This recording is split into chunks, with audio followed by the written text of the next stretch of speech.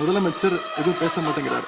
To remain silent in the face of evil is itself evil. எதுக்குடா அவனை தொட்ட?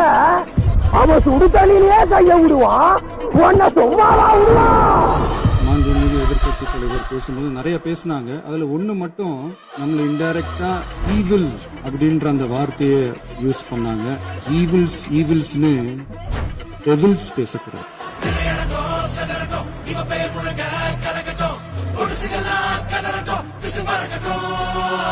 கடந்த 4 நாட்களாக திராவிட முன்னேற்ற கழகம் முதலமைச்சர் ஏன் பேசலன்னு சொல்லிட்டே இருந்தாங்க.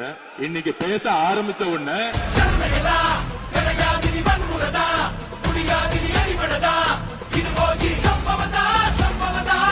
இப்பவும் சொல்றேன், மக்கள் பணத்துல இருந்து ஒரு பைசா கூட தொடமாட்டோம், தொடவும் விடமாட்டோம், தொட்டா விடமாட்டோம், இதுக்கு முன்னாடி தொட்டவங்களையும் விடமாட்டோம்.